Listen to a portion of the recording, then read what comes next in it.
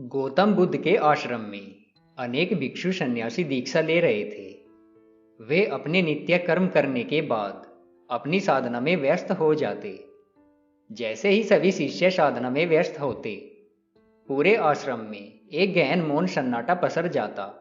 Now book domestic and international flight tickets, hotel and domestic holiday packages at very affordable price.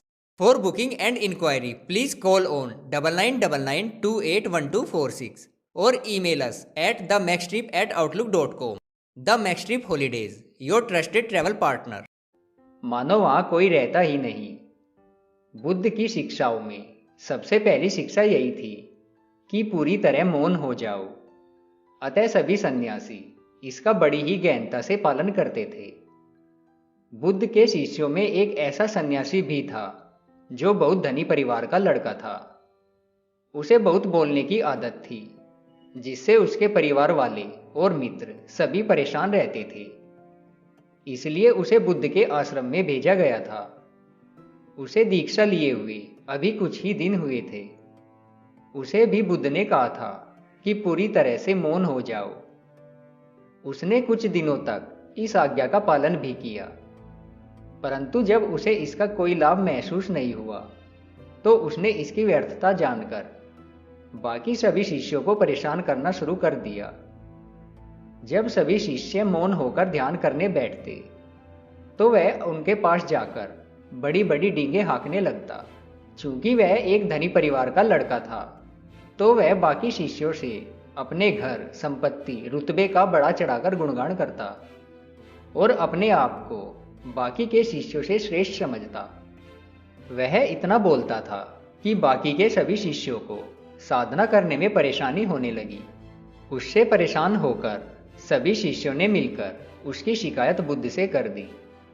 Buddha ने उस शिष्य को अपनी कुटिया में बुलाया और उससे पूछा, तुम सभी शिष्यों को परेशान क्यों करते हो? मैंने तुम्हें पूरी तरह से मौन रहने की साधना बताई है, तुम उसका पालन क्यों नहीं करते? वह लड़का बोला, गुरुजी, आपने मुझे कहा था कि मुझे मौन रहना है, जिससे मुझे बिना मांगे ही सब कुछ मिल जाएगा।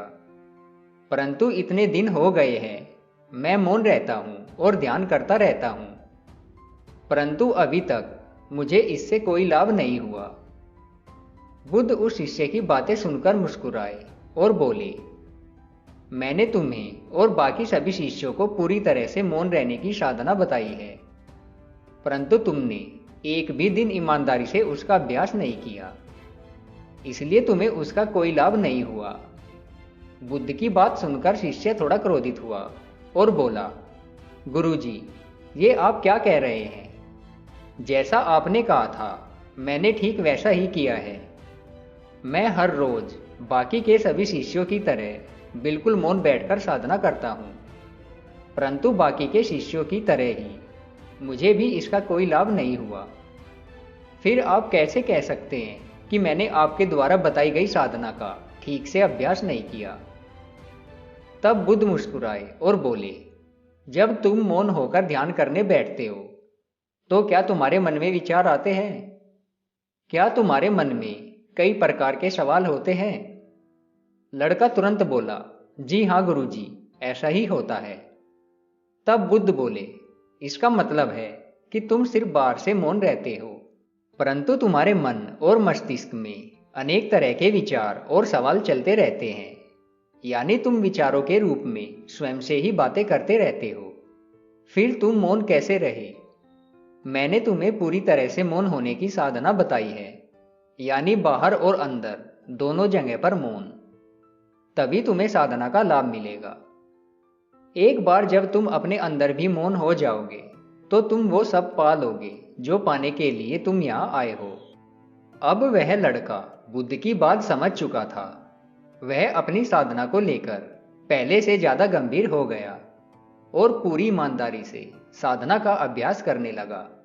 अब उस शिष्य ने बाकी के सभी शिष्यों को परेशान करना बंद कर दिया। शिष्यों को सिर्फ साधना के समय मौन होने की आज्ञा दी गई थी।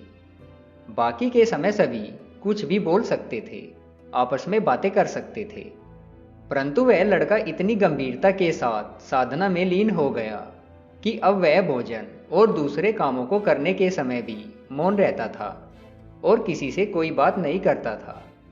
धीरे धीरे वह सबसे अलग रहने लगा और कुछ समय के बाद उसने खुद को एक शांत कुटिया में बंद कर लिया। अब वह पूरा समय एकांत में ध्यान करता रहता, सिर्फ भोजन और सोच आदि कार्यों के लिए ही बाहर आता था। काफी समय तक ऐसा ही चलता रहा। बाकी के सभी शिष्य यह देखकर थोड़ा परेशान रहने लगे कि जो लड़का पूरे समय बकबक करके सभी को परेशान करता था वह अब इतना शांत कैसे हो गया। कुछ समय बीतने के बाद उस लड़के ने भोजन और सोच आदि के लिए भी अपनी कुटिया से बाहर आना बंद कर दिया। यह देखकर बाकी के सभी शिष्य घबरा गए। उन्हें लगा कि कहीं वह लड़का मर तो नहीं गया। एक दिन सभी शिष्य बुद्ध के पास पहुंचे और ये सारी बात उन्हें बताई। बुद्ध ने कहा, घबराओ मत, उसे कुछ नहीं होगा। शिष्यों ने इसका कारण पूछा तो बुद्ध ने बताया कि वह समझ गया है कि पूरी तरह से मौन कैसे रहना है। तभी वह लड़का अपनी कुटिया से बाहर निकला। उसे देखकर सभी शिष्य हैरान हो गए। उसके चेहरे पर एक अद्भुत तेज था। वह पूरी तरह से शांत और आनंदमय प्रतीत हो रहा था। अब वह पूरी तरह से बदल चुका था। वह लड़का बुद्ध के पास आया और उन्हें नमस्कार किया और बैठ गया। उसकी वाणी में एक अलग ही प्रकार का आकर्षण था। सभी शिष्य उसे देखकर हैरान थे। तभी लड़का बोला, गुरुजी, जिस दिन आपने मुझे पूर्ण मौन होने का अर्थ समझाया उसी दिन मैंने ये ठान लिया था कि अब मैं अपने मन में उठने वाले विचारों और सवालों को भी शांत करके रहूंगा। इसके लिए मैंने शांत बैठकर अपने मन में उठने वाले विचारों को देखना शुरू किया। पहले तो मुझे इसमें बहुत कठिनाई महसूस हुई क्योंकि बाहर से आने वाली आवाजें मुझे परेशान कर रही थी। इसलिए मैंने अपने आप को कुटिया में बंद कर लिया। जैसे ही बाहर की आवाजें बंद हुई वैसे ही मेरा पूरा ध्यान अंदर के विचारों रूपी आवाजों पर केंद्रित हो गया। मैंने अपने मन में उठने वाले विचारों को बिना किसी विरोध के साक्षी भाव से देखना शुरू किया। धीरे धीरे मेरे सभी विचार शांत होने लगे। परंतु जब मैं भोजन करने के लिए बाहर आता था तो बाहर की आवाजें सुनकर मेरा मन विचलित हो जाता था। इसलिए मैंने स्वयं को पूर्ण रूप से अंदर ही बंद करने का निश्चय किया। इसके बाद मैं पूरी तरह से ध्यान में डूब गया। धीरे धीरे मेरे अंदर के सभी पुराने विचार खत्म हो गए और चूंकि मैंने बाहर आना जाना बंद कर दिया था तो बाहर से आने वाले नए विचार भी पूरी तरह से खत्म हो चुके थे। अब मैं बाहर और अंदर दोनों तरह से पूर्ण मौन हो चुका था। मेरे अंदर पूर्ण सन्नाटा था। मुझे कुछ भी सुनाई नहीं दे रहा था, जिससे मुझे असीम आनंद की अनुभूति हो रही थी। अब चाहकर भी मेरे अंदर कोई नया विचार उत्पन्न नहीं हो पा रहा था। सुनिश्चित करने के लिए मैं कई बार जोर जोर से चिल्लाया, खुद से बातें की, परंतु इसके बाद भी मेरे अंदर के आनंद और शांति में कोई कमी नहीं आई। अब मैं बाहर आ चुका हूं, परंतु अब भी मुझे असीम आनंद और शांति की अनुभूति हो रही है। बुद्ध ने लड़के से पूछा, क्या तुम्हें वह मिल गया जो तुम्हें चाहिए था? लड़का बोला, जी गुरुजी, मुझे अब सब कुछ मिल गया है। अब मुझे और कुछ पाने की इच्छा नहीं है, परंतु मेरा एक प्रश्न है। बुद्ध ने कहा, पूछो, क्या पूछना है? लड़का बोला, गुरुजी, जो आनंद और शांति मैं अनुभव कर रहा हूं, कहीं कुछ समय के पश्चात वह खत्म तो नहीं हो जाएगी? तब बुद्ध बोले, नहीं, अब फिर से ऐसा नहीं होगा। अपने मन पर पूरी तरह से नियंत्रण करना ही आनंद और शांति है। अब तुम जान चुके हो कि अपने मन पर कैसे नियंत्रण करना है, और एक बार अगर हमें अपने मन पर नियंत्रण करना आ जाए तो फिर कभी भी कोई बाहरी घटना हमें विचलित नहीं कर सकती। मन पर नियंत्रण करने से हम जो चाहे पा सकते हैं। दोस्तों, उम्मीद है आपको वीडियो पसंद आया होगा।